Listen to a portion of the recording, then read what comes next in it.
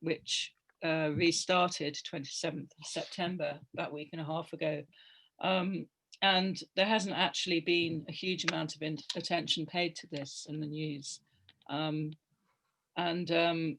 We do find with this issue that a lot of kind of tired tropes get wheeled out. And there's also still a lot of misunderstanding, I think, about this conflict. People talk about it as a frozen conflict. They try and compare it to Ukraine. I think there are a lot of very specific and individual components to this conflict. And today I have a really amazing lineup of speakers here to talk about different components of the conflict.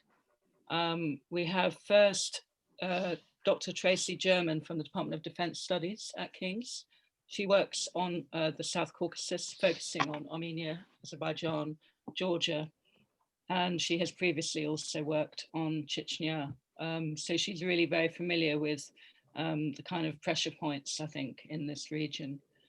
Then she'll be followed by Rob Lee, who'll talk about the military balance and military factors, and Mathieu Boulegue, Associate Fellow at Chatham House, will then come in and talk about some other strategic issues in and around the region. Thank you, Tracy. Thanks, Natasha.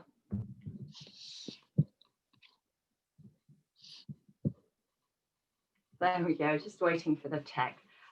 Thank you. So I'm really going to look at what has changed and some of the drivers, I think, of the recent resumption of fighting. As Natasha said, this is often labeled a frozen conflict, but it is no such thing. And I think best described as a protracted or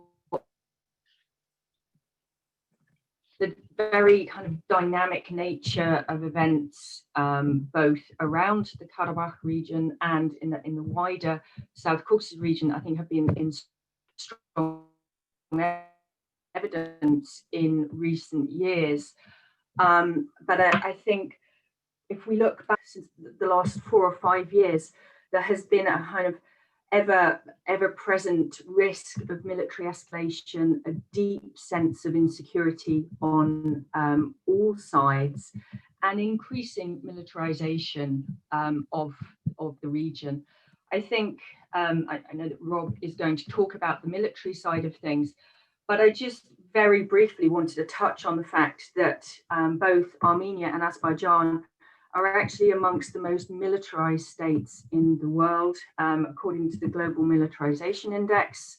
Armenia is Azerbaijan's 10th, and that index, looks at spending on defense and the military in relation to other areas, such as education and health.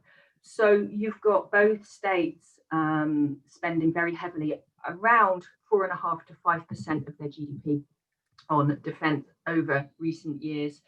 And we've seen a real kind of trend of increasing acquisition of increasingly sophisticated weaponry that I know Rob is going to talk about. We've seen that coming into play. The brief resumption of hostilities that we saw in 2016, which demonstrated, I think, the result of these ongoing militarization processes, was accompanied or followed by actually a very interesting time in the region. 2017, the OSCE closed its final office in the South Caucasus in Yerevan, which I think really spoke to the lack of international interest, but also increasing instability and tension. And then in 2018, Armenia's Velvet Revolution and Pashinyan's rise to power. And there was a real sense of optimism when he came to power, embodied by the promise by both Aliyev and Pashinyan that they were going to prepare their populations for peace in 2019. But that has completely disappeared in 2020. Pashinyan walked back from the Madrid Principles, which had provided the framework for negotiations up until this point. And then we saw the clash in July between both sides. And I think a couple of points that have come into play, and a couple of real changes. I think we've seen Baku's disappointment at Pashinyan's apparent rejection of the Madrid framework and principles, and perhaps a belief that maybe military force was the way to go, but also Turkey's response here. Turkey's response to the fighting in July, they came out very strongly in support of Baku. Turkish foreign minister stated that they would stand by Azerbaijan, and this is obviously back in July. And that stood in contrast to both Russia and the US, who were far more kind of calm and calling for peaceful resolution. And I think that is, one of the big changes in the kind of rise in resumption of fighting since September, is this fact that Turkey is playing a much more muscular role. And its statements actually almost seem to be drowning out those of traditional voices in the region, and almost seems to be challenging Russia in its own backyard in the post-Soviet space. Now, obviously, Ankara has always had a close relationship with Baku, based on close ethnic, linguistic similarities, and this political support is not new, and the military relations have always been close. But I think actually these public statements that we've seen in recent weeks, that is a shift. And it looks like this has been coming over the past few months. In the wake of the July violence, the two countries held very significant joint military exercises in response to Russian and Armenian military exercises. And we've seen Turkey increasing arms sales to Azerbaijan as Russian arms sales to the country have decreased, along with Azerbaijan overtaking Russia as Turkey's biggest supplier of gas. And I think these are all just interesting changes in the balance in the region. I'm not really going to speak on Russia. I think Mathieu is going to cover that, but I think Russia's position here and its apparent reticence, it speaks to its discomfort and the fact that it is sought to take a balancing position between the two for years and maintain the status quo in the region. And I think it's finding that position increasingly challenged. Having said that, I note that both Pashinyan and Aliyev called Putin yesterday to wish him a happy birthday. He turned 68, but I'm assuming they also discussed the ongoing conflict. Now, I've focused very much on the influence, the role of external actors here, but I think it is obviously important to remember that despite their role in the current hostilities, underneath all of this, I think lies decades longer of deep insecurity and a hardening, I think, of opinion. And the rhetoric that we've seen recently and the resumption of violence actually has only, I think, hardened positions, made them more entrenched, and I think makes it even harder as we move forward to reach a peaceful negotiated settlement to this conflict. Thank you so much, Tracy. That was a really great introduction. We're going to move on now to Robert Lee, who's a PhD candidate in the Department of War Studies.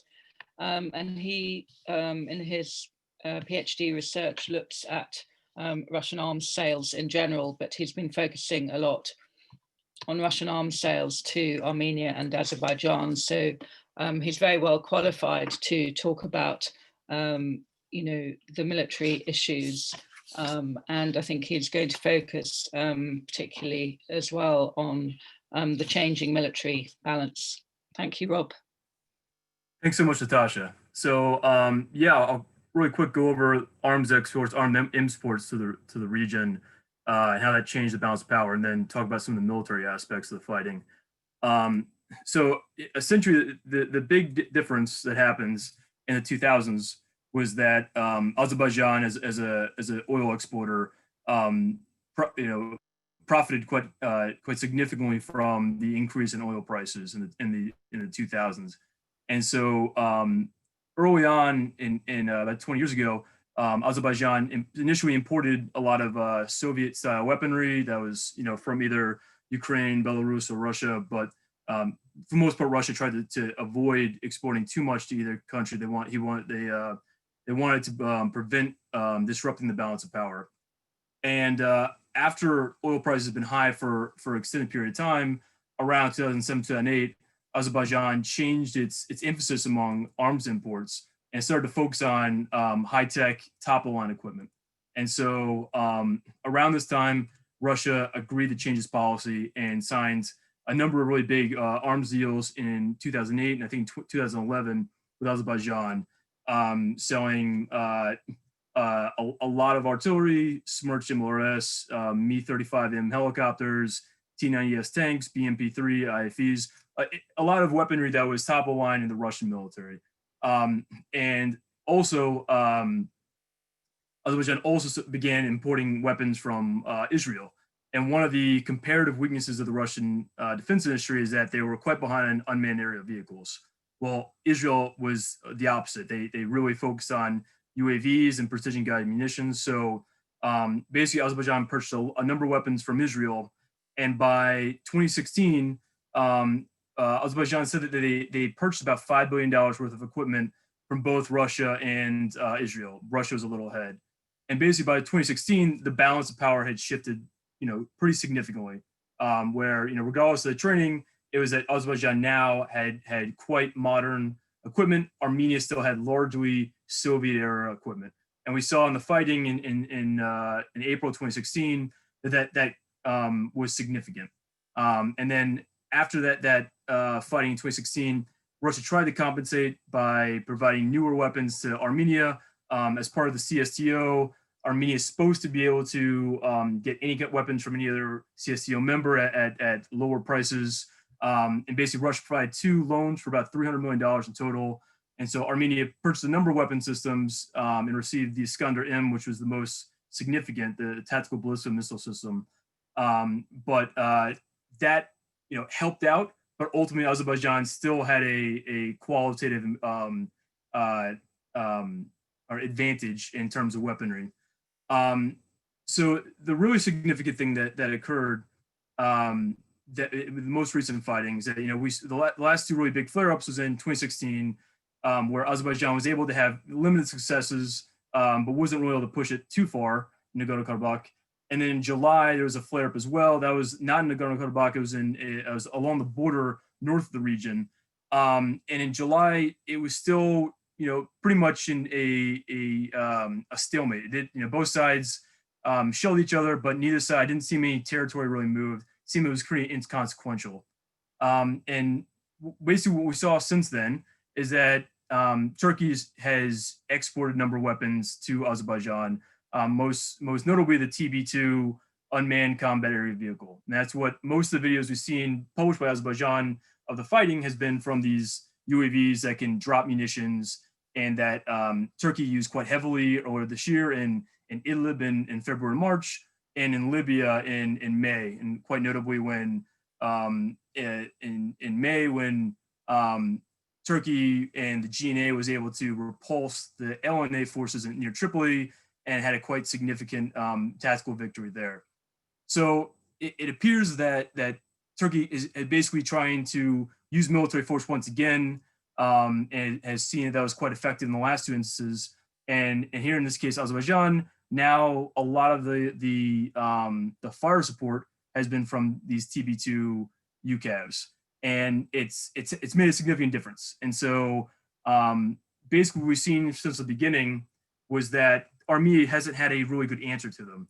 And in the initial videos that Azerbaijan published, we initially saw strikes on air defense systems. So they destroyed something like around 10 or more OSA AKM air defense systems and a few Strela 10s. Essentially the best stuff that they had near the front line in Nagorno-Karabakh. Armenia has better systems in Armenia proper, but I don't think they want to deploy them because they're afraid of losing those more important assets. After that, the TB2s started striking tanks, IFEs, other weapons that were near the front lines to support assaults, as well as going after artillery. The BM-21 Grad and Molres with significant losses. And that basically they're going through a kind of priority target list. And more recently, we've seen strikes on groups of infantry or other kind of lower value targets, which kind of indicates that they destroyed many of the high value targets already, and that they're moving through that kind of checklist. So one of the interesting things that has happened, though, it's quite modern warfare, but at the same time, there's a lot of traditional aspects of warfare that still apply. So over the last few days, there was quite poor weather in the region, and so we didn't see many videos from the TB2s, presumably because the cloud cover prevented them from operating significantly. And Armenia has begun to adapt its tactics. So before this, they had quite well established defensive positions, but there wasn't really much of an aerial threat. Well, now with this aerial threat, they started using tarps over their vehicles to camouflage. They started using decoys. So at least in one of the videos that Azerbaijan published, it had videos that appeared to be strikes on 2 decoys. And so they've adapted in some kind of old traditional ways of trying to deal with this modern threat. The big problem is that ultimately Armenia still doesn't have an answer to this. So it's either a question of, does Armenia move its newer air defense systems into Nagorno-Karabakh and risk losing them, like the Boulegue M1-2 or the Tor M2KM, or they might have to begin trying to strike wherever the TB2 are operating out of. The range isn't that significant. So that's one of the significant issues. Some of the other big questions kind of going forward is the TB2 have been quite effective at destroying or damaging a lot of Armenian equipment, but a big question is, how well are fires integrated to support maneuver? And that's a bit of an open question. So clearly Azerbaijan has made some territorial gains. The casualties for Armenia, I think they've announced around 350 KIA so far in the last week and a half of fighting. Azerbaijan has not released numbers, but it's likely around the same area. But the question is, as Azerbaijan tries to move farther into Nagorno-Karabakh, it's obviously a heavily mountainous area. It's very easy to defend from, and so fire support becomes even more important to help any attacking force to suppress defenses in order to capture any of these kind of positions. And one of the things we've seen from Armenia is that they've published a number of videos as well, all from the ground, not from the air, but they've shown that some of the Azerbaijani forces, there's a gap in quality. So the special operations forces have been used quite heavily, and they seem to be quite effective. The conventional forces seem to be a little less well trained and less well led. And so there have been a few cases of videos published in Armenia of just large convoys from Azerbaijan of BMPs or tanks, all kind of clustered together, even though they're within observation of Armenian forward observers who can then call on artillery and destroy these convoys and vehicles. And there's a couple of cases also, the same thing with infantry forces, where Armenia was able to call on effective artillery and have significant effects on platoon or company-sized elements. And all of that is not relying on really any kind of modern equipment. It's a lot of the artillery pieces are Cold War era, or even some of them from World War II era. And so there's a interesting combination of kind of more traditional, older style weapons and warfare, and just typical things that any kind of infantryman would use or would do from 60, 70 years ago. And then you have that combination with quite modern UAVs, and it's an interesting kind of balance of how that will work out. But you can already tell that Armenia is adapting. It's still a bit of a question of, will they adapt enough? Will they be able to meet the challenge right now by these UAVs? And it's also very clear, and Tracy has mentioned before, one of maybe the biggest difference of the fighting right now from before is that Turkey is overtly involved. And so there's still a question about some of the things they're doing, but Armenia accused Turkey of shooting down one of its aircraft with Turkish F-16s.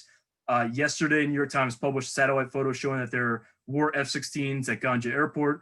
Apparently, they've been left behind from the July exercise. So they might be involved in this. It's likely that the TB2s are operated by Turkish crews. because I'm not aware of when they arrived in Azerbaijan. They weren't there in July. They're talking about buying them in June, and it's probably not enough time to train up crews to be effective within a month or two. So it's likely Turkish crews are operating those and probably providing other kind of support too.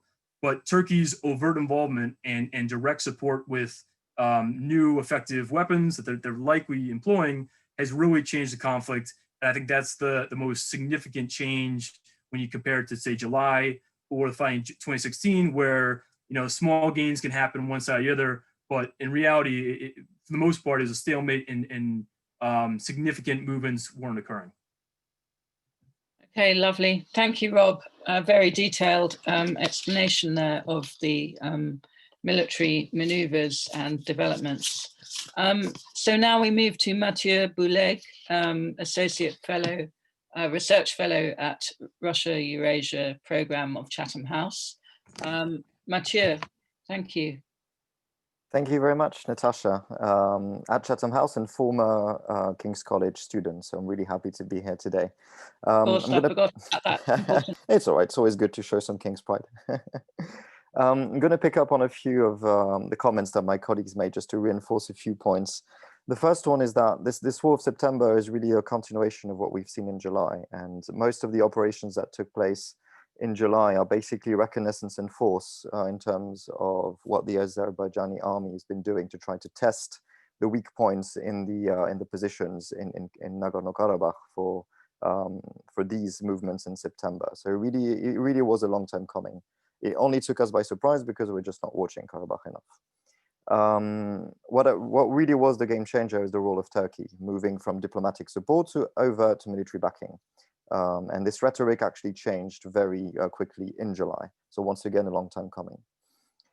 This time, as it is often the case, it was provoked by Azerbaijan, and I would call it a war by default position, in the sense that it is a continuity in the Azeri rhetoric that conflict settlement can go through war. And this is something that they've already used in the past in terms of rhetoric, quoting, and I quote, "the right to regain territories through military means if the negotiations fail."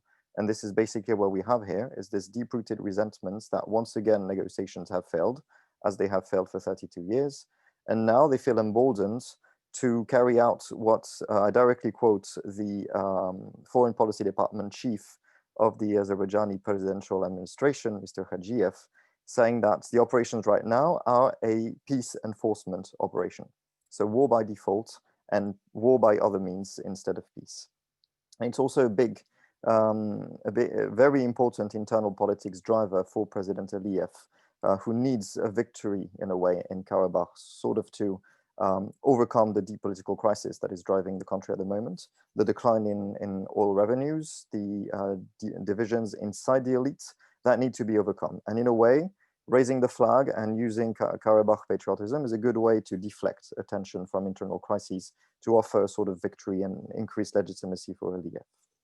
So if we look more closely at the military dimension and to reinforce some points that Rob has made, most of the clashes have occurred basically in the northern and southeastern sections of the line separating the Baku-controlled areas from the Nagorno-Karabakh.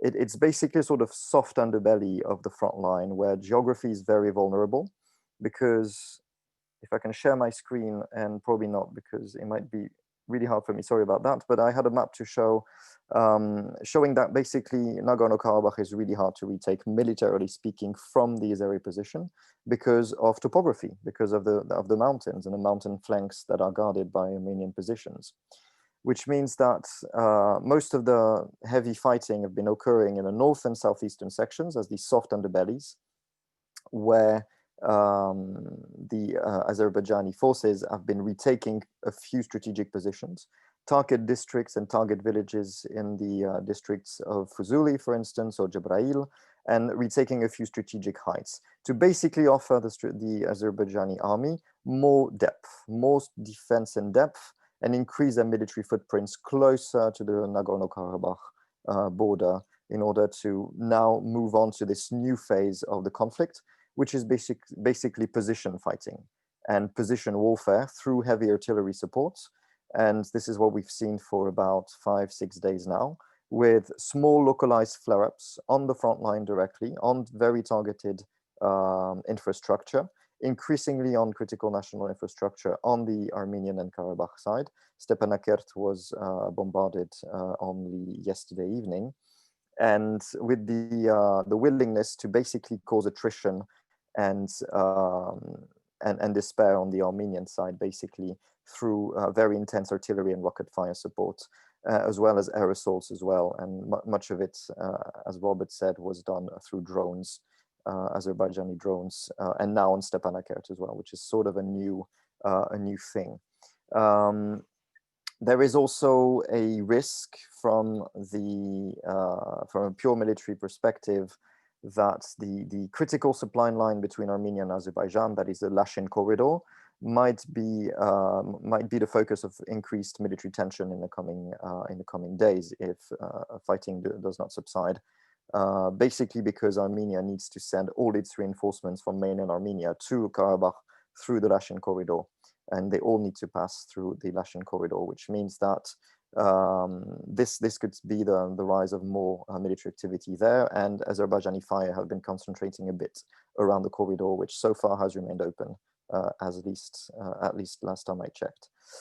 So for basic topography reason, as I mentioned, Azerbaijan will have a very, very tough time taking over Karabakh by force, and this is actually not what they want. We are right now in a sort of logic of exhaustion of force and attrition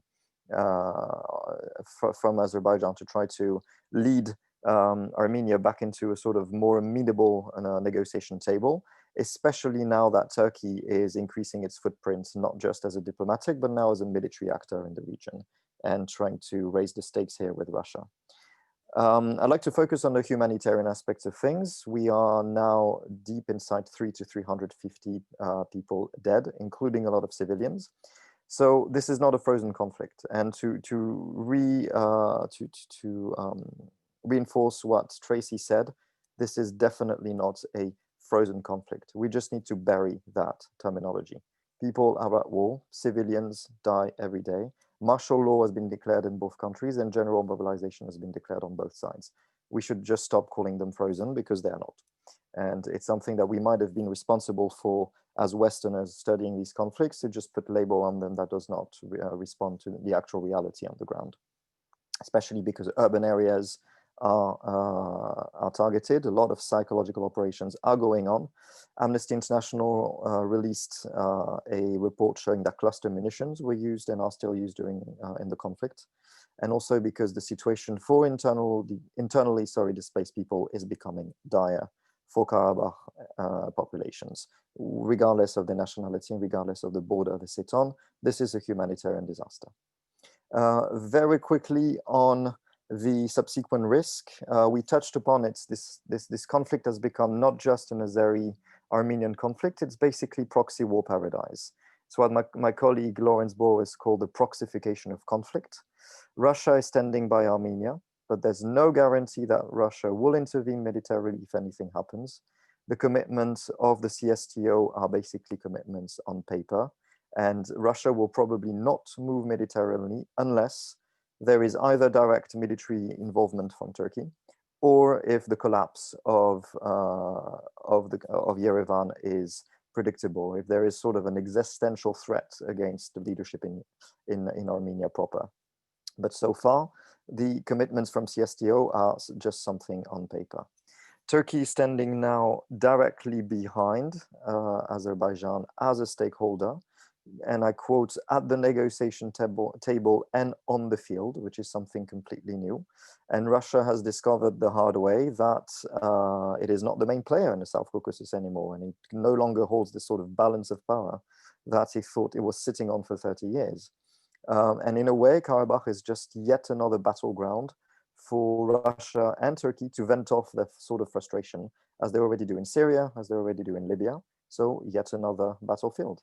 And I will probably stop there, and we'll probably have to discuss the future of the negotiation. I'll be happy to take questions on that. Thank you. Thank you, Mathieu. And interesting you mentioned the CSTO, because I think we've seen before, like in 2010 with Kyrgyzstan as well, you know, that Russia, even when asked to step in, you know, the CSTO is very reluctant to actually do anything at all, it seems. So that's an interesting point, I think, to bear in mind.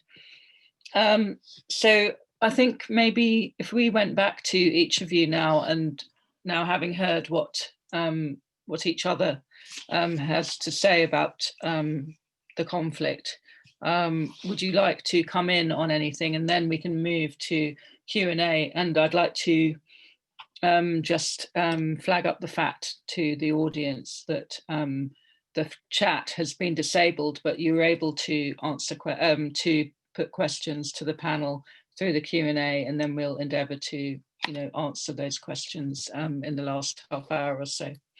Okay, Tracy, would you like to come in on anything that Rob and Mathieu have said? I was just going to follow up. Rob mentioned the New York Times piece. I think it was New York Times, with confirming with the satellite pictures and everything. It's really interesting. There was a report in Nezavismaya Gazeta on the 1st of September talking about Turkish presence in Azerbaijan, in Nakhchivan, and referencing potentially F-16s left behind after the exercises, the joint exercises. And it's just really interesting that obviously this has come out in Armenia's accusations, but the fact this just wasn't picked up really on the 1st of September. And I know it is something we've heard quite a lot about, fears of Turkey establishing a base in Azerbaijan. But again, it's just finding that report on the 1st, I wonder. But also, something I meant to mention that we haven't really talked about is that the big military exercises, Kavkaz 2020, finished the day before. They finished on September 26th, so the day before the resumption of fighting. And again, I don't know if we can draw anything from that. Azerbaijan had declined to participate. It had sent an observer in those exercises. But again, coincidence or not, but just an interesting coincidence of dates. Yeah. Okay, Rob, would you like to respond?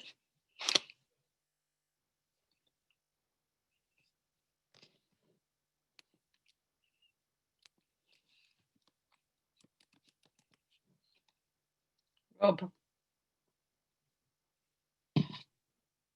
Okay, is it working now? Yeah, you were Okay. on mute. Yeah. Okay. So you know, as Matthew and Tracy were talking about before, I don't think this was really that unexpected. This flare up right now, and there had been, you know, back in August, July, there had been rumors that Turkey had left, you know, troops and aircraft behind, and you know, before the fighting started, I think the U.S. embassy, I think also the UK embassy, warned the citizens in Azerbaijan to stay away from the front. Clearly, you know, there were signs there that something was coming, and that, you know, this was, you know, something that was going to happen. And, you know, again, we were talking before about, you know, Turkey's role. Clearly, all of this relates to what, you know, Turkey's doing around the world, and so much of this relates around, for Erdogan. You know, I think, you know, there might be an element of you know, the U.S. is a bit disengaged, so this is a time for Turkey to maybe take some actions or to assert itself. And also, you know, it seems to me that Turkey has really discovered that using military force, they can kind of become more of a global power that way, and kind of make other countries listen to them. And so maybe a little bit how Russia often looks at the U.S. and NATO, that they see a military force, and that, you know, the U.S. and NATO only learns from hard power and hard art and that kind of force. I think another thing that was interesting, you're talking about Kavkaz. It did end right at that time. Azerbaijan initially was supposed to send troops to it, because I remember Alexander Fomin said that was the case, and then they never showed up. And so I remember towards the end, I was wondering what was happening, and it's, you know, maybe not surprising that they had something else planned. But in something that Matthew, you were talking about, so the shelling, it's not only in Stepanakert, and today the cathedral in Shushi was attacked by some kind of armament, and 2 Russian journalists were wounded there, one quite critically, who's in surgery right now. So I don't know if that will have an effect with Russia's perception. but it has been a little bit interesting from Russia's perspective that you've heard from some kind of key elites maybe who like Prigozhin and Igor Korotchenko, who have both kind of been, not keen to take Armenia's side in this conflict. But at the same time, all of the Russian conflict journalists that, were associated with supporting the rebels in Donbass and Syria, elsewhere, with Ananus, with War Gonzo, elsewhere, they're all in Armenia. They're all with the Armenian side. And so it's a weird kind of dynamic where, you're hearing this kind of difference of opinion from Russians about who we're supposed to support here. And, clearly, I think one of the concerns is that for Russia is that if any of these war journalists who are, quite associated with the military and private military companies, if any of them are killed, is that almost as if a Russian soldier is killed? Does that lead to some kind of requirement for the Russian government to respond? I'm not sure, but it's probably something they're thinking about right now, because some of these figures are quite popular. And one of them, the guy from War Gonzo, Semyon Pegov, he was arrested in Belarus during the protests, and the Russian ambassador made a quite loud protest about that and got him out after 2 days. He was arrested. So again, it's quite, RT was also quite involved in that as well. So I wonder if any of these Russian war correspondents get wounded or killed, that might, lead Russia to take a stronger action than it has thus far. Thank you, Rob. Mathieu, would you like to come in on any of those points? No. So far, no. I'm looking forward to the Q&A. So all good. Okay. Anyone want to add anything else before we go to Q&A? I might mention one thing, if that's okay. Yeah, sure. So we were talking before about, Mathieu was talking before about Russia and the CSTO and its obligations to Armenia. And so Putin did an interview, I think yesterday or the day before, I can't keep track of days, but he mentioned basically that Nagorno-Karabakh is a kind of a unique case. It doesn't really meet CSTO's Article 4 collective defense aspect. Okay. But he said, all the fighting has been there, but that's not true. So not only has Armenia been shelling Ganja and other cities in Azerbaijan, but Azerbaijan has done some strikes into Armenia proper. So there was a loitering munition attack on a bus in Vardenis on the road that goes into Nagorno-Karabakh, where the reinforcements come from. And there are a number of UAVs that are flying near Yerevan, and the Armenian air defense was firing. I mean, I think they're firing something, I don't know, but it's clear that Azerbaijan was also attacking targets in Armenia proper. And also, when you look back to July, the fighting in July wasn't in Nagorno-Karabakh at all. It was to the north of it. It was along the border. So that that should have met the conditions for the CSTO to get involved. And it's not, obviously I'm not the first person to say it, but there's clearly the collective security aspect of it clearly still not being respected. And again, it's a bit of a question of when will Russia actually use that, and does Putin have to kind of I think I've heard that Armenia has to apply for it first before the other members will look at it. But it seems to me that Putin has to kind of show a sign that he would be willing to accept that before Armenia will do so. And again, so far, still no sign that's the case. Yeah, well, as we saw, I said with Kyrgyzstan, even when a state requests help, they're not getting it. So, really doesn't seem to be a very active organization at the moment. So we have some questions from Albert, who asked some questions before the others on the Q&A. So I thought I'd throw out those questions for you. He has about 3 or 4 questions, actually. So one of the questions is, and I'm throwing it open to all of you, why do you think international politicians and media don't talk about who started the war, with a very few exceptions? And another question, what are the expected outcomes of each side involved? Turkey, Azerbaijan, Armenia, Russia. I guess we've kind of covered maybe some of that already. And also, do you think Russia or Aliyev are actually interested in peace? For Russia, it proves to be fruitful. Well, maybe a bit early to say. And for Aliyev, it's one of the biggest factors in terms of holding on to power? And then finally, any predictions on what will be the outcome and when will it end? So very easy questions there for you. And is this the last war between these countries? So quite a lot to be getting on with until we turn to the ones in the Q&A.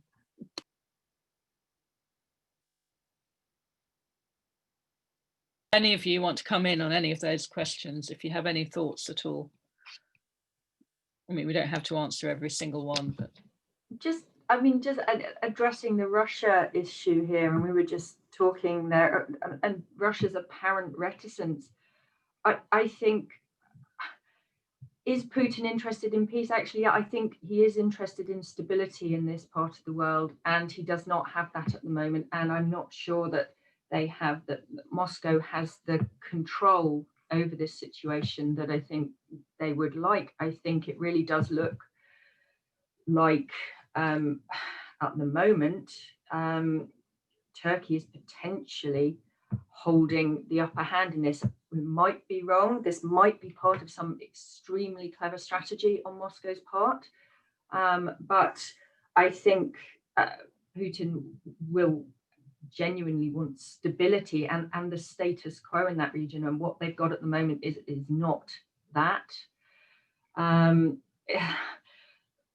terms of why international leaders never talk about who started the war, I think that's just diplomacy in action, isn't it? And they are, when they make statements about this, they're just pushing for the parties to come to some form of negotiation and talk about this.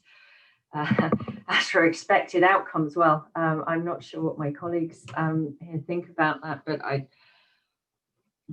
I don't foresee a swift resolution. This dispute, this conflict, has been, enduring now for over 3 decades, and the fundamental issues just consistently remain unresolved. And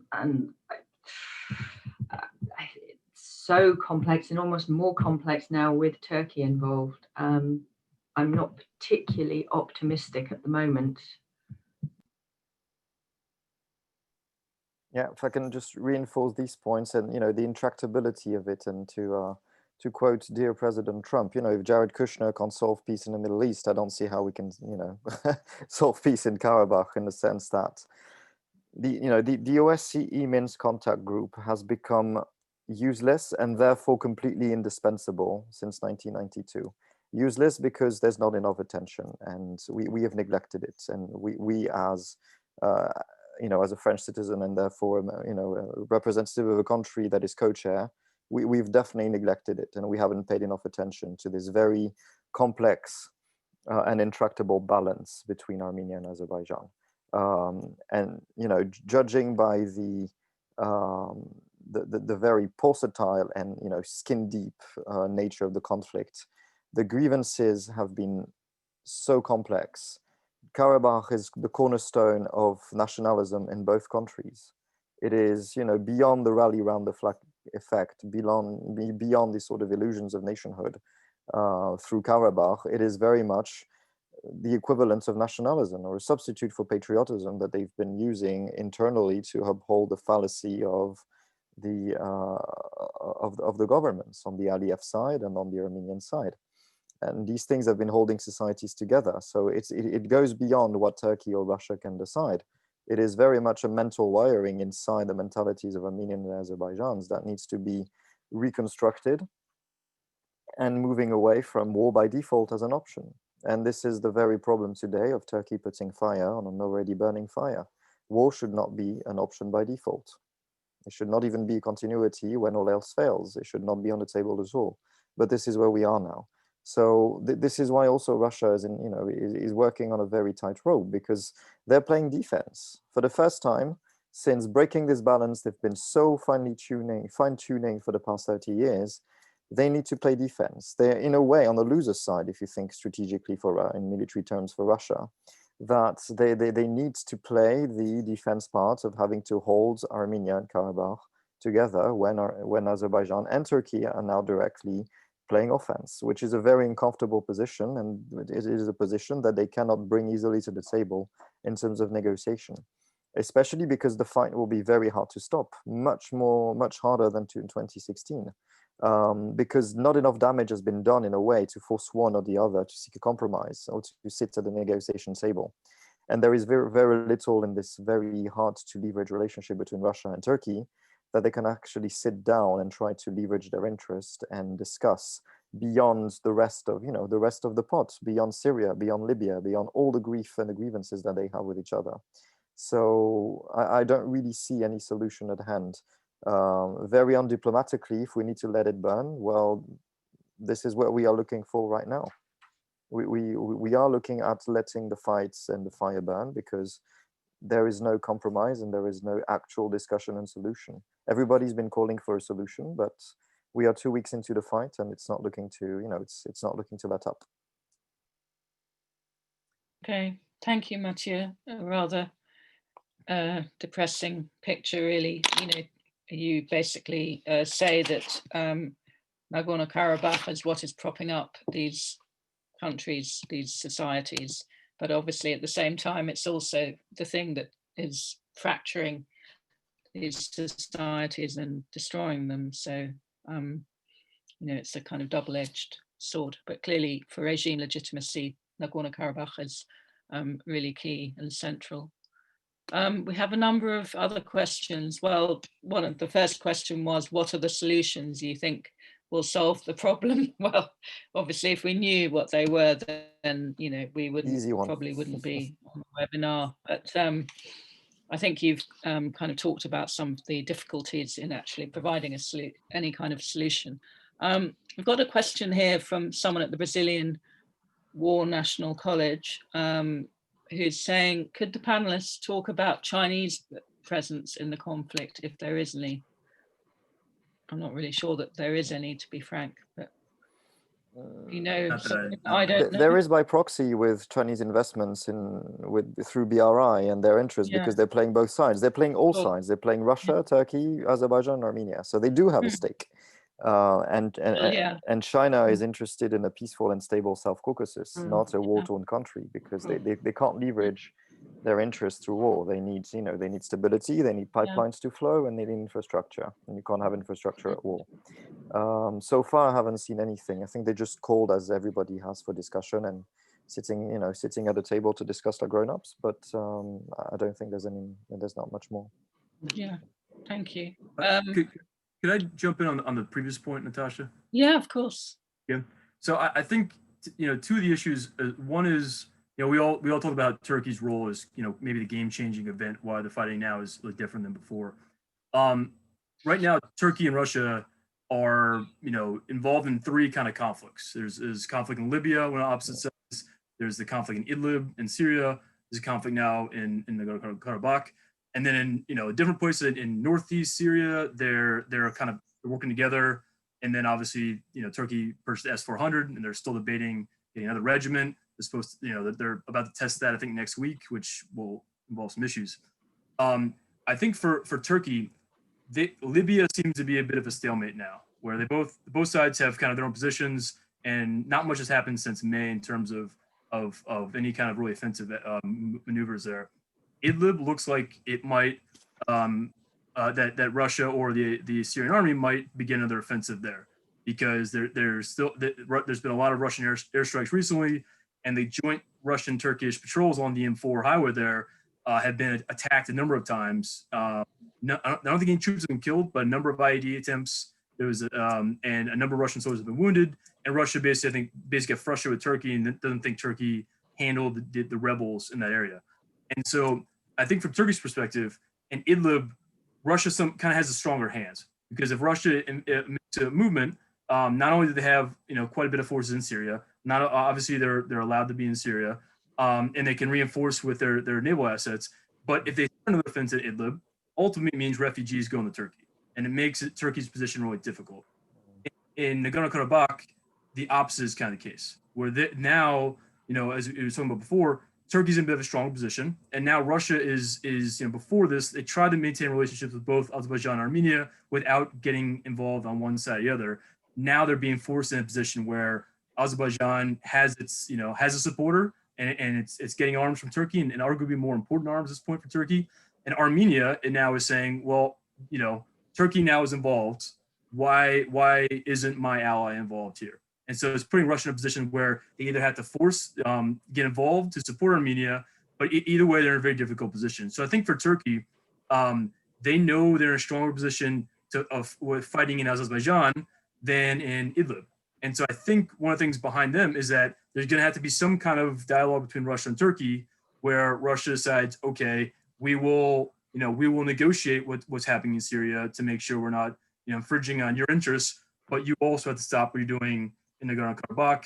Otherwise, right now, it's in Turkey's interest to keep doing what they're doing, right? It's their aircraft that are being shown every day, decimating the Armenian armed forces. It's, always articles talking about new warfare that Turkey is doing.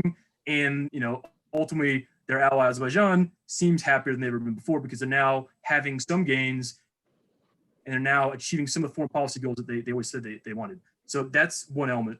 The other element is that I don't necessarily know what Baku wants in the long term in the conflict, whether or not they want to take back all of it. I think one thing to look for is that they're going to want to take some kind of defensible position. So right now, some of the towns or areas they've taken are still in the low grounds, and not necessarily where you want to end the conflict, because it's hard to defend it. And so they're probably going to want to take back some kind of high ground that they can defend, something that's militarily defensible. Another element, which might be a positive in a kind of macabre way, is that the UAVs they're using, it's a really strong domestic messaging tool. So that before, when a lot of fighting was going on, both sides can say whatever they want to, but ultimately, if there's no footage and there's not clear territorial gain, Azerbaijan kind of struggles to say we won this. And in July, there were big protests in Baku after, when people got upset basically that they didn't achieve what they wanted to. Now, though, with all the TB2, they're showing the destruction of Armenian systems over and over again, and they're putting on billboards in Baku, publishing it so people can watch and see this. And so it's a bit of a tangible achievement in some ways.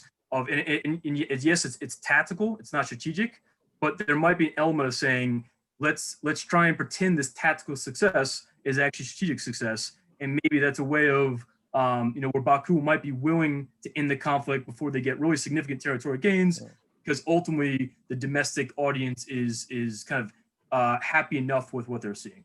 And ultimately, I think another element is just that countries like to show that they're military powers. Right now, Azerbaijan, with these TB2, whether or not they're operated by Turkey or not, they certainly are showing they have this new, unmanned air combat vehicle system that a lot of countries don't have. And I mean, Russia right now, they're just bringing on their first UCAVs, and we haven't really seen too much presence of them. Yeah. Again, Azerbaijan in some ways is showing it has more advanced weapons than what Russia has in its arsenal, one of this significant military powers.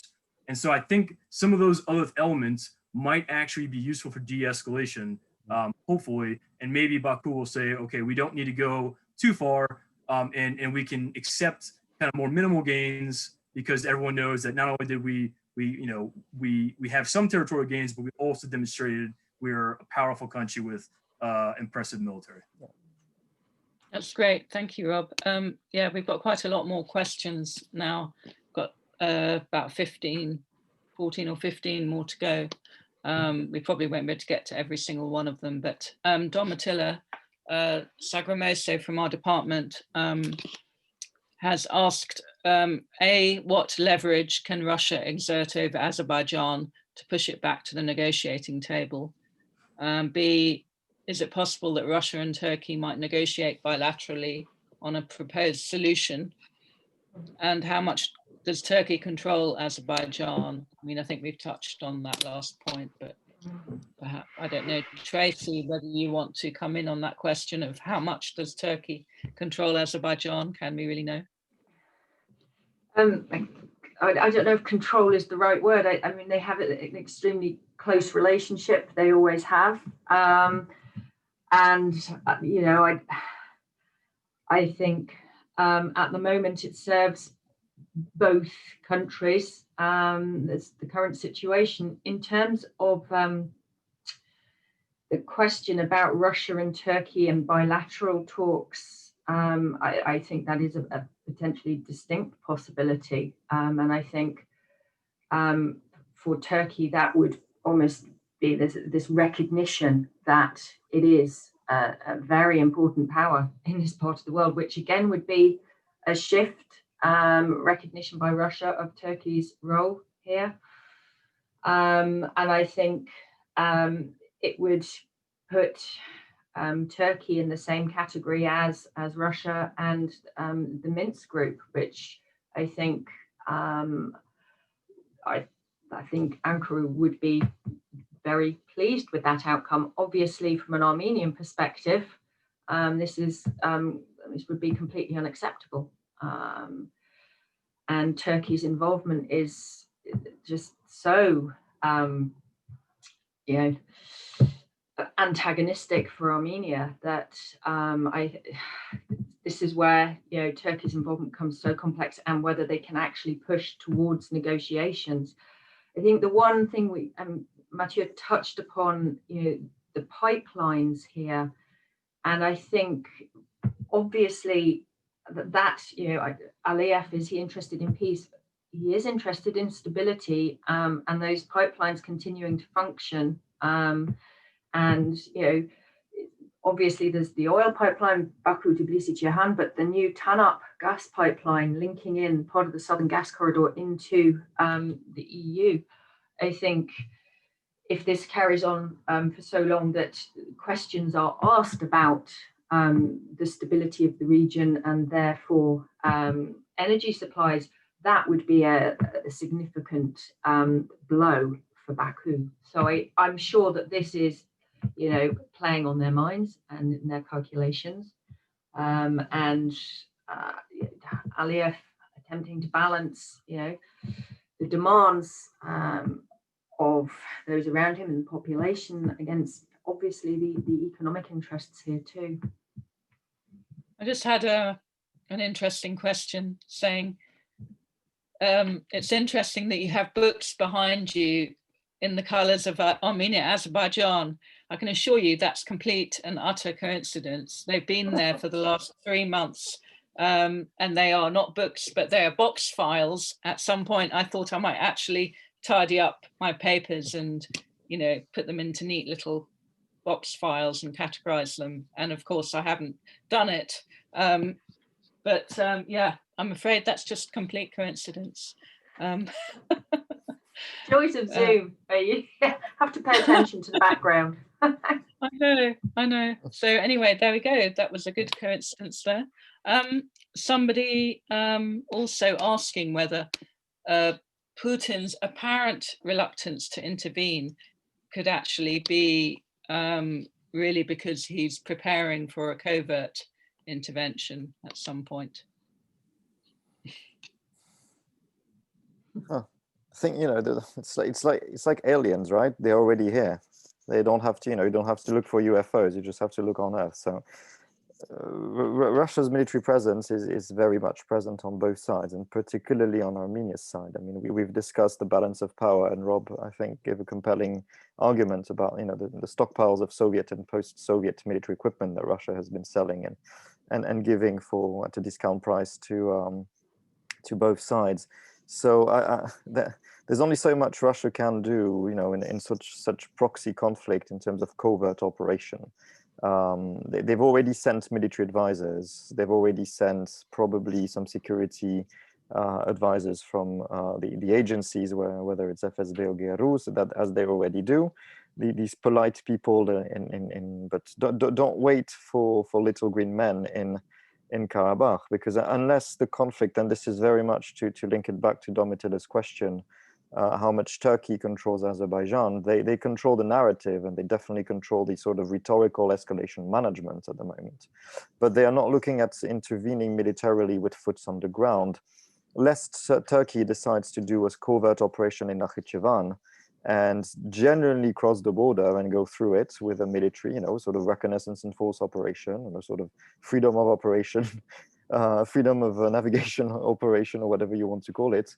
Then this would force Russia to intervene militarily, and this would force Russia to probably raise and up the ante in the military realm. But at the moment, there is no, the war is too overt at the moment for Russia to do anything. And it's not like they're going to topple the regime in Baku through covert operation or seek to place little green men on the mountainside of Karabakh. So it's rather a limited prospect at the moment, which, to link it back again to Domitr's question, is the only actual leverage that Russia has right now in Azerbaijan. It's not like they can cut oil to the country to put pressure on it. Is this sort of shadow of military intervention. The shadow of, yes, for the first time since 1991, CSTO engagement of Article 4 will technically work. And forget Kyrgyzstan, the next best thing is we will intervene militarily for Armenia, especially if defense in depth increases on the Azeri side, and they seek to conduct more shellings inside Armenian territory, or internationally recognized Armenian territory, that is, which could force Russia to up their pressure officially and unofficially on Ankara and maybe on Baku, but it very much sits right now with Ankara. Thank you, Mathieu. And then the question, I don't know if Rob would like to address it, and obviously there's been controversy over that, which is why do you think Syrian fighters were brought to Azerbaijan? Yeah, so yeah, I think there's still, I've heard some different estimates of the numbers, but it's been pretty widely reported by a number of outlets. So I think it's pretty well confirmed at this point. I think one of the big issues in the Azerbaijani military is that the special operations component, I think there's a big gap between the quality of special operations unit and conventional forces, and maybe more so than in many militaries. And so, in 2016, I think a lot of the losses, if I remember correctly, were from Azerbaijani special operations forces, and that might have been a contributing limiting factor.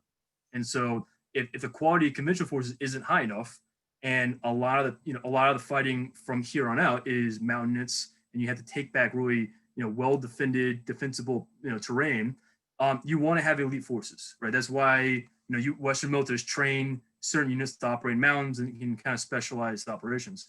And so I think one limiting factor, at least before, would have been if Azerbaijan's special operations forces take heavy casualties, that might be the limiting point where they say, right, we're not going to try and push conventional infantry to try and take these other positions because these are, this small force are the guys that are assaulting positions that we know can trust to do this.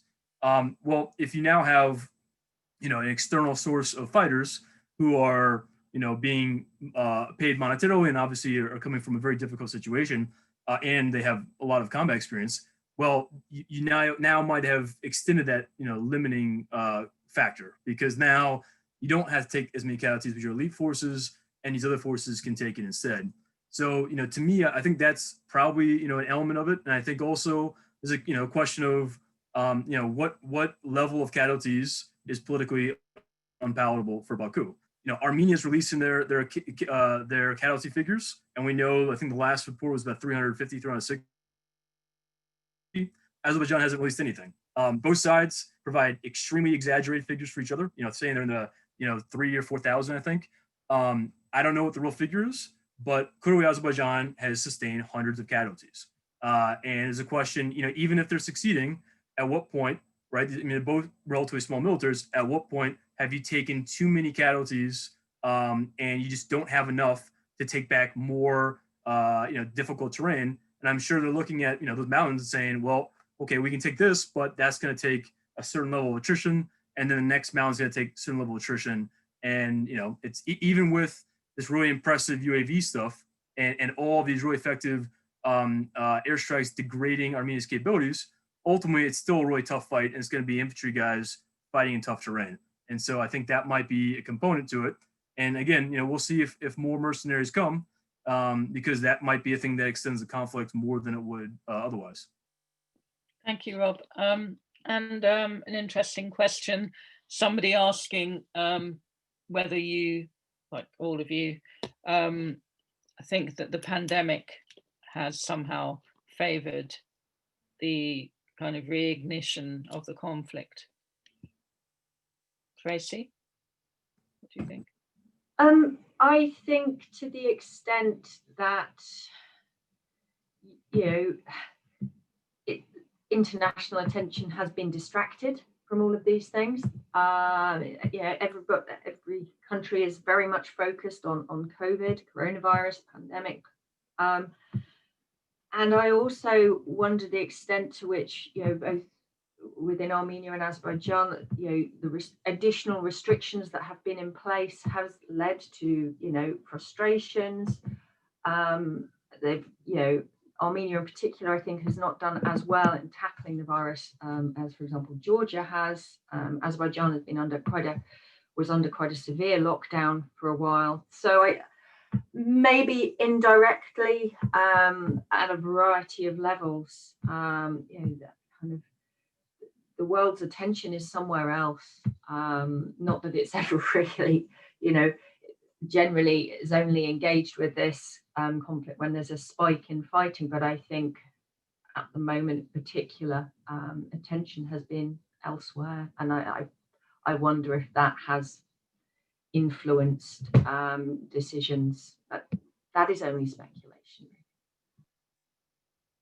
Yeah, I fully agree. If I can pitch in, I don't believe in double, triple, quadruple coincidences, but I do believe in the butterfly effect of this very unforeseen sort of, well, grey rhino more than unforeseen external events that has over amplified existing tension. And when you see the state of our region in the former Soviet Union today, it is very much burning. Between Belarus, Kyrgyzstan a few days ago, maybe Tajikistan in the wake of the presidential election, God knows what will happen in a few days. There is such a thing as, entropy in a system only increases, and states that can make the most of entropy are states that generally do not follow the rules. Russia, Turkey, in that logic, are really good at creating more chaos inside an already chaotic environment. And in a way, it is, it is at their benefice. And now the situation on the ground is what it is. But yeah, I do believe COVID is the big amplifier. It definitely is the butterfly effect. Thank you. And there was, there were several more questions, but there's a question about the possibility of external intervention. Somebody's saying that essentially, obviously, each side has accused the other of, committing atrocities, and Azerbaijan has accused Armenia of committing genocide in the original war. And Armenia obviously talking about the genocide, and Azeris, pointing to massacres during the original war.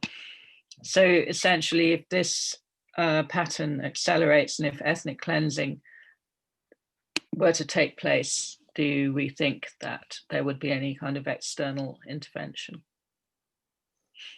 The $1 million question, I guess. Yeah, it's a really tough one, and the CNN effect is such that you can't, we would see ethnic cleansing before it takes place. We're talking about a war of attrition on low population areas right now in a very mountainous and hard to reach terrain. And by the time, if there is an increase in violence and Azeri pushes in, there will be such a population displacements that. And I think in all these irrationality, the Azeri leadership is rational enough to not try to go into massive, ethnic cleansing or population destruction to such a scale that would of course bring so much attention. This is not what they want. They still seek stability. They seek, it's peace through war, but it very much at the end of the day, they're very perverted logic of peace through, once again, peacemaking operation or peacemaking enforcement. So we are not talking about the scales commensurate to what was experienced historically in the region, and so no, it's in as much as history informs what's happening today, the situation has changed so much in the military balance, in the population factors, and in the international attention around it, even if international attention is very low, that such actions would be hopefully, and I'm touching wood, impossible to carry out. And touch wood. Yeah. Anyone else want to come in on that? I mean, these are very different questions to answer, really. I think, there's a question about, so thus far, we haven't seen any major population centers, taken by Azerbaijan. The question is, if they continue to move farther into Nagorno-Karabakh, if they approach some of these cities where there are, civilians, does Azerbaijan want that kind of international PR? Because ultimately, that you're probably going to see refugees who are leaving, and you're going to see, people who are upset about humanitarian issues. That's going to be a bigger humanitarian issue, and it's going to be a bigger headline, I think, than what's happening right now. And it should be bigger what's happening now anyway. But to me, it's a question of, I think for Azerbaijan, if they actually were able to take back the entire area, I think there's a good chance that will lead to sanctions from a lot of countries because of it would create a huge flood of refugees. And does Azerbaijan actually want to risk that? I don't know. I would say probably not. And so I think there's a question, but I think for Russia, I think they're caught off guard here, and I think Russia's in a bit of an awkward position. But ultimately, they still don't want to come down too heavily on Armenia's side, as Putin kind of made clear yesterday. But again, if Azerbaijan is able to push into these population centers backed by Turkey, fairly overtly by Turkey with Turkish weapons, Russia's going to be in a hard position to not do something. And so I think they probably have some kind of red line. I think they probably communicated that to Turkey and Azerbaijan, and we'll see if what that line is, and if Azerbaijan and Turkey try to push past that. Okay, thank you. There's a question here. Someone's saying President Assad called Erdogan the main instigator and initiator in the conflict. So do the panelists think it's likely that the Azerbaijanis approached Erdogan before the conflict to get the green light to invade Nagorno-Karabakh, in the same way that Kim Il-sung had to approach Stalin before the Korean War to ensure his support before the conflict? Or was Turkey's declaration of support for Azerbaijan in June, July enough for Azerbaijan's government to believe that whatever they did, Turkey would back them to the hilt?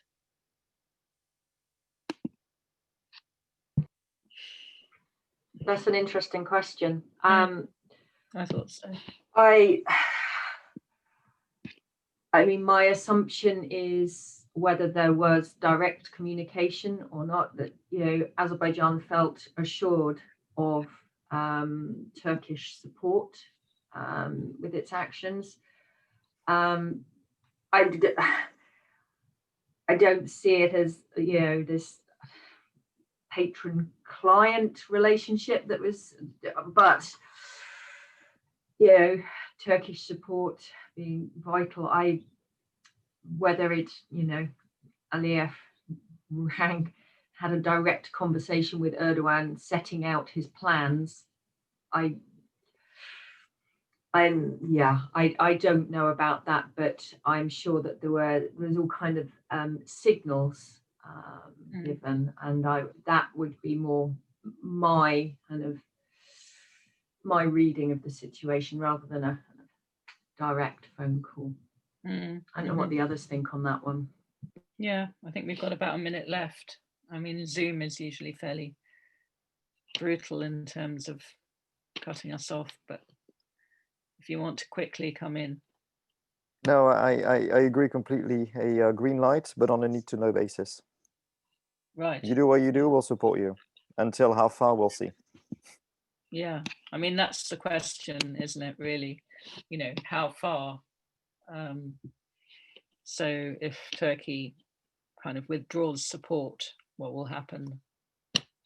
Yeah, well, that's the key, right? It's a good learning curve for Turkey in a way to be a major proponent inside South Caucasus, yet again. Yeah, I've just been told we've got a few more minutes.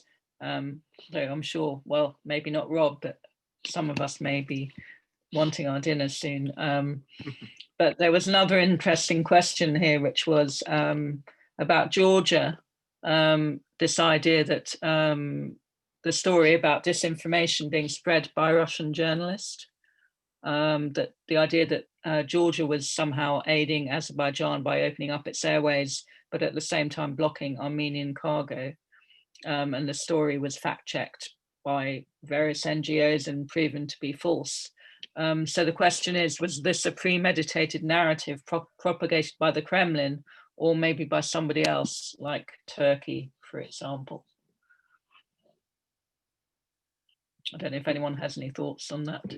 I think Georgia is in a very uncomfortable situation here as well. Obviously, Kuhrt has been for years caught between the two, but has over the last few years, that relationship with Azerbaijan and Turkey, Georgia as the kind of key to both of those countries' energy aspirations, energy hub pipelines. And so I think it probably, it feels under pressure. It's been attempting to act as a mediator, and the disinformation, I think, is probably just an attempt to kind of muddy the waters there. And don't forget that obviously Georgia has elections coming up, so there's a very kind of tense political situation there as well, and it just, that feels like, you know, an attempt to really stir the pot.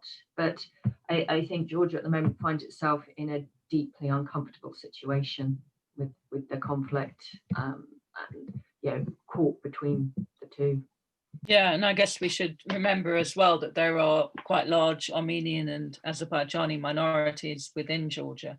So it's, you know, it has a direct kind of interest in a way in what happens, I guess, with the conflict. I think we're really probably running out of time, needing to draw it to a close. Does anyone have any like final brief insight or anything that they want to share? Obviously, we didn't manage to get around to every single question. Unless anyone has a peace plan, which I don't, then. Somebody has asked whether we have facts, empirical data. I assume they mean that Azerbaijan uses mercenaries. I think the implication is that it's not a proven fact. So there's been reporting from a few outlets who have said that, and then a few of the there's some videos that popped up online, and you know, kind of the Georgia question, there's so much disinformation from both sides. It's really hard to tell what's happening and what are the figures, because both sides are inflating the figures and everything. A couple of videos popped up online. Some of them had guys who were speaking Arab who you know, I've sent it to people who focus on Syrian fighters in Syria, and who are, you know, tell me that they look like and sound like Syrian fighters, and some of the imagery you could geolocate to Azerbaijan, and some of it also looked like one of the guys outside of an ammo depot that was very similar to some of the other videos I'd seen. So to me, I think it's highly likely this is true. And again, I think there's so many outlets from different countries that confirmed that there were guys there that I think it's you know, pretty highly likely. But as I said, everything about this conflict has been so much disinformation. You know, I always try and say, you know, reportedly or kind of give a level of confidence, because it's almost nothing is a sure thing right now. Yeah. Well, Tracy, anything you want to conclude with? Well, I think we've ranged over quite a large number of topics and addressed, I mean, we obviously couldn't address every single question. We had 21 or 22 questions, but you know, we've tried to answer as many as we could. And as you say, obviously, you know, we can't verify every single fact here. But I think we've done quite a good job of managing to address a number of quite contentious issues. And just really quickly, Rob, somebody asked what was the date of the New York Times article. They wanted to know. It came out yesterday, so it was tweeted by yesterday. a member of the visual investigations team. But there's also an article from another outlet, I think it was the Middle East Eye, I might be wrong, that confirmed from Turkish sources that there were Turkish F-16s there. He said, his sources said they were never used in the fighting, but that there were F-16s left behind after the July training exercise, and the same airport, Ganja Airport, although he said they were removed after Armenian strikes on the city on October 4th. So some other, you know, verification. So personally, I think it's highly likely that those were Turkish F-16s there, because we now have, you know, two sources on this. Right, because somebody else was asking whether it was possible. I don't know if you saw in the chat. I did, yeah. Yeah, okay. So basically you still think they were F-16s rather than the M346? Yes. Yeah. Okay, great. All right, well, thank you everyone, and thank you to our audience as well for your really very interesting questions to the panel. And, you know, sadly, I think that this conflict probably won't end anytime soon, but, you know, let's keep an eye on things, and maybe something will happen to bring this to an end, but I'm not sure what. At the moment, it certainly doesn't seem that external actors can do too much to bring a peaceful solution.